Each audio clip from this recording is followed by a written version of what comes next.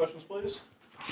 Kevin, how good did that shower feel tonight? Yeah, obviously, knowing that I was playing Andy in the fourth round a couple of days ago, it's sometimes tough not to, wonder and think about the match and think post the match and what it'll be like. And obviously, sitting here, having played the match and winning it, obviously, I mean, it's tough to describe how I'm feeling. It was, I felt played one of the best matches of my career, and to do it at this stage, at this round, obviously to get through the quarters for the first time in a slam, definitely means a lot to me.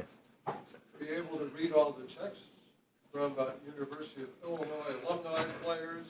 Yeah, I turned my phone on to flight mode before, and then it was interesting. I think my phone kind of froze. I got so many. It was just awesome to see all the support, and just amazing how many people were actually watching the match. To what degree does your demeanor play into your success, do you think? I mean, I'm not sure. I mean, especially in a match like that where I felt there was so much energy out there. I was just really trying to focus on the basics as much as I could, and I mean, I was feeling it a lot. I mean, I guess I wasn't showing a whole lot, but just really taking it one point at a time. I mean, taking care of my serve games, and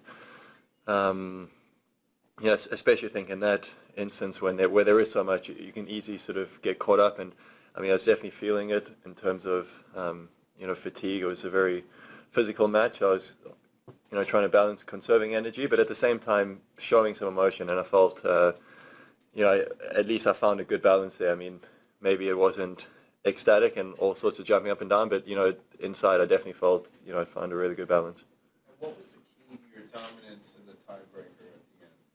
Yeah, I mean, it was at that point, having lost that third set breaker in the fourth, I was just like really focused just one point at a time, and obviously winning that first point on my serve, and then going 2-love up, then hitting a really good return winner to go 3-love up. I was like, let me just get at least one of these next serve games. Serve points to get both of them. Now I'm suddenly 5-love up. Was able to swing a little bit on that next point, grinded out a good point. I think always with breakers, it's really just about not getting too far ahead of yourself. And I mean, not many times you're going to win at 7-0. So obviously switching ends at 6-0 is a lot more comfortable than being 5-all, 6-all, something like that. Can you talk about, I know you've got a green card, but how close are you to U.S. citizenship? And is there any chance you would ever play Davis Cup for the U.S.? Yeah, I've got my green card. Right now there's I'm getting it through my marriage. There's like a 3-year time that you have to have your green card for, but within that 3 years you have to spend a certain amount of days in the U.S. and it's like 50%, and I'm like at 45%. So I think maybe I'll be eligible sometime next year, I think. In terms of Davis Cup, no, I mean, I'm not going to be playing for the U.S. You haven't had a ton of success against Andy in the past. What sort of tactical adjustments did you make coming into this match that gave you this result? I mean, I think, it's obviously quite a few things that go in. Played him a few times, and just in this, matchup, I think there's more than just a couple tacticals, for the match. It, goes way back in my preparations, and I've got a great team behind me, and all the work that they do and the support. From obviously my coach to my fitness trainers, my physical trainers. I've been working with a sports psychologist as well, and obviously I think that's been a big benefit for me.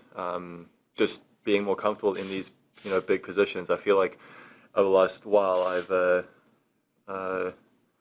put myself in that position. Obviously been in the fourth round a few times and maybe fallen a little bit short. So definitely today feels good to take a little step and actually beat one of the best guys in the world in the fourth round of a slam as well.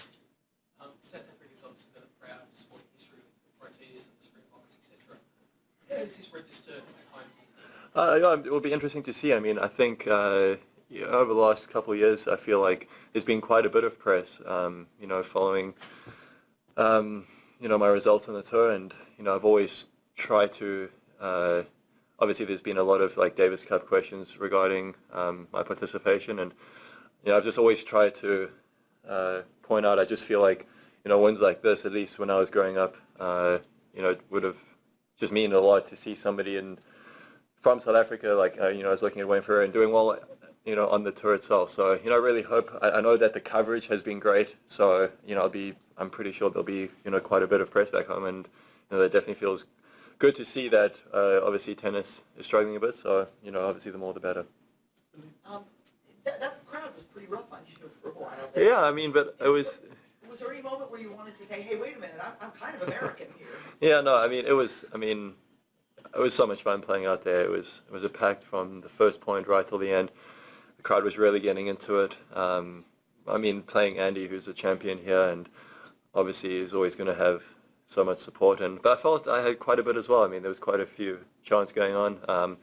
I've never really been somebody who's been affected by the crowd, even if I'm not the favorite for the match. But, I must say playing out there was, it'll be definitely one for the memory bank.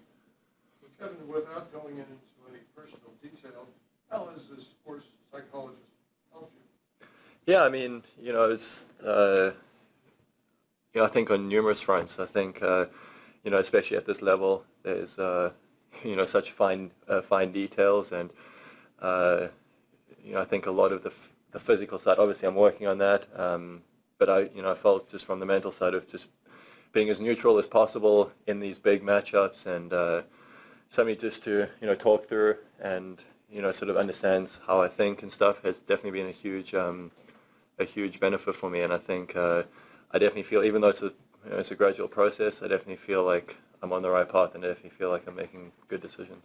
Do you feel that you're as mentally strong as top 4 guys now? Yeah, that's my goal. That's how I approach my tennis. Obviously I want to get to that stage. Top 10's been a lifelong dream for me, and I feel like I'm getting closer, and even top 5. That's, I think, ultimately where I want to be. So we try structure and think that way. Obviously it's a lot of tennis and a lot of wins to get there, but it has to start somewhere, and I feel like over the last while I've definitely been on a good path. I'm giving myself the best opportunity to get there. Cindy? Hey, Kevin, my last question, but the American public does not know you all that well. If there was one thing you wanted them to know about you, what would it be? In terms of the American public, obviously, I've been living in the U.S. for, 10 years. I've, obviously still South African, but I have a lot of ties here in the U.S. Obviously went to college here, and my wife's American. I live in the U.S. It's one of my favorite places to play. So, even though I'm South African, I'd like people to know that, it definitely means a lot, what the States has actually given me over the last 10 years.